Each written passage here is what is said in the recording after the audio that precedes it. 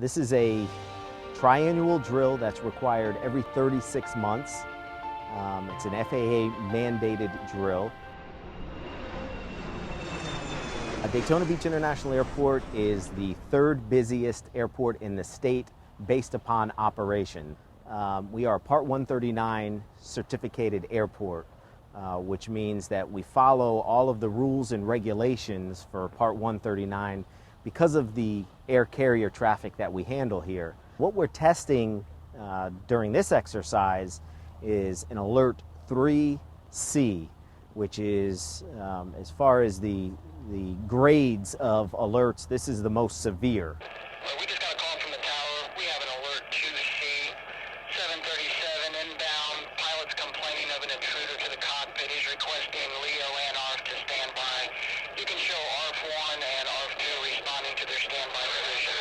The plane's coming in on 3-4. We have 60 controls on board. It's a pretty big deal. It means that something really bad has occurred. Daytona ground, ARF-1 would like to reposition to Whiskey 3 for standby. Well, my expectations for the 2016 Daytona Beach International Airport Triennial exercise are really to establish good communications throughout all of the automatic aid and mutual aid agencies. 102, 301, stand by to activate the AOC. The ultimate goal here is to test the airport's emergency plan and all of the components and facets and intricacies that have to happen. Attention all units, aircraft is short final, touching down runway 34. If we had a mass casualty emergency, there's many different components to that. One of them is the social media aspect. Another one is the jurisdictional issues. Another one is establishing a unified command early on during the incident to make sure that communications overall run efficiently and smoothly. There's many different objectives that a lot of agencies that are playing in this exercise wish to test as well. We've got the Department of Health that's going to be testing their response to an asymptomatic MERS patient. Halifax Hospital is going to be testing their pediatric unit and how they would respond to an event such as this. EVAC is going to be testing logistically how they would get ambulances to and from the scene. So there's quite a few components that are being tested here, parts of this exercise that each agency has an objective that they'd like to meet and to test and see how well they do. But internally for the airport, it's really about our airport's emergency plan and implementing it and following it.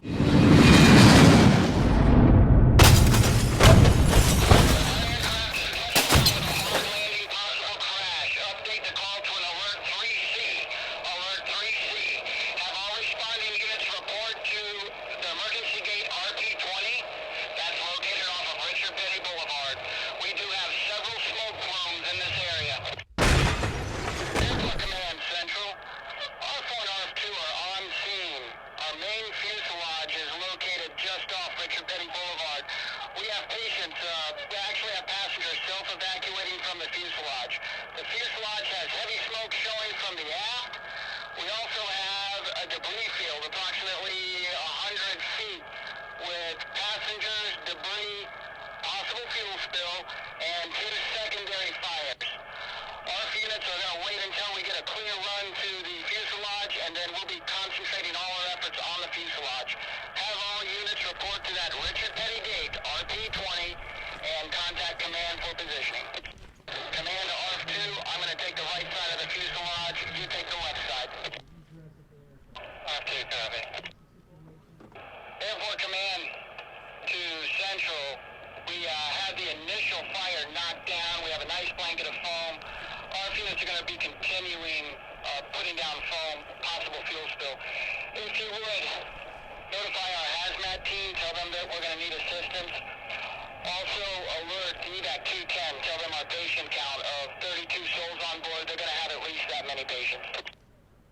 Dan Blake, Daytona Beach International Airport. You're All right. our contact for the airport. I am, what do yes. you guys got going on right now? All right, well, we know about approximately 40 walking wounded that we have that are over in the east field over here. We've got them corralled, but as far as other casualties and people that are deceased, we don't have much information at the moment. I've notified the NTSB. We've notified the FBI. There was some possible cockpit intrusion. We've heard knocking on the cockpit door. Apart from that, I have limited information.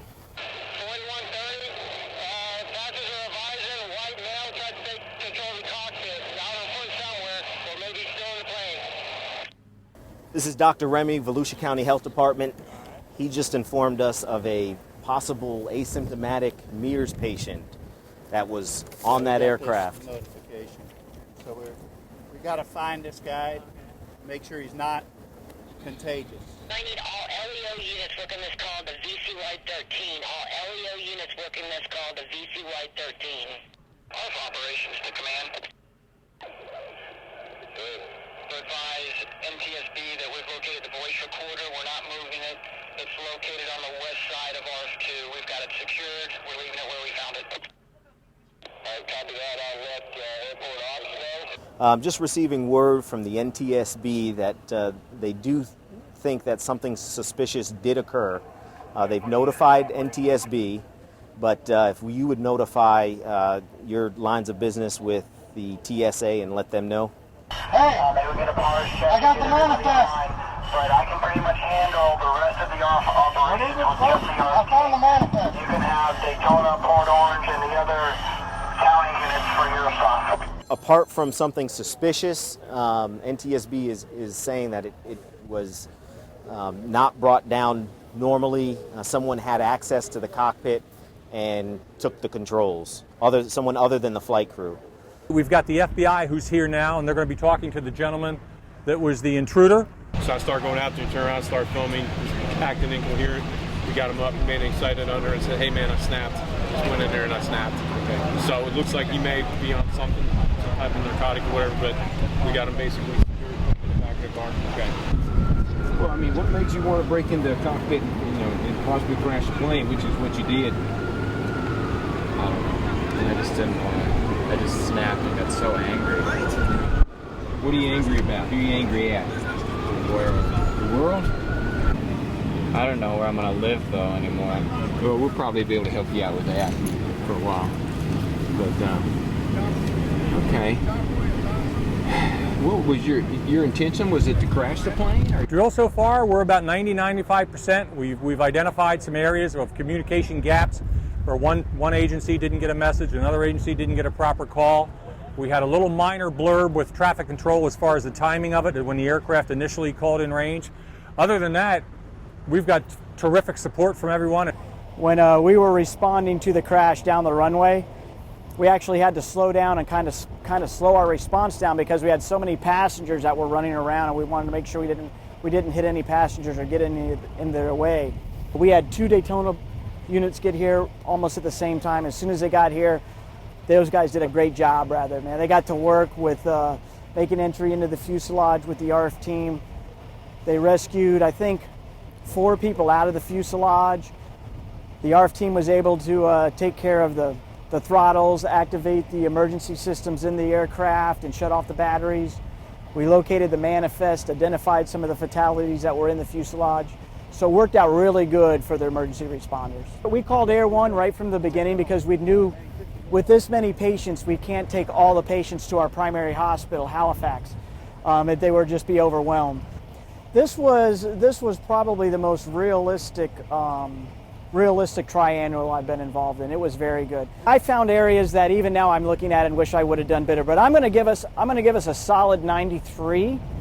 And really, that's because of the hard work that the people who put the drill together, the hard work they put in beforehand. But I'm going to give us a 93. I was happy on this one. 100 out of 100. You don't want to be 40. We're not 100. I'm going to say we're 88, 89 at this point. But I don't think we'll get to 90. But that's some pretty good marks. And communications are always an issue to start out with, but they're not major. They're very minor ones at this point. I'm very happy with how all the different agencies worked well together.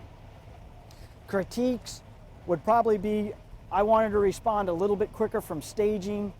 I would have liked the ARF units to come in downwind, but because of the debris field in the fences, we weren't able to do that, but I would have probably liked to seen that. Some other little things I'll probably pick apart, but all in all, well put together, great response from the emergency people.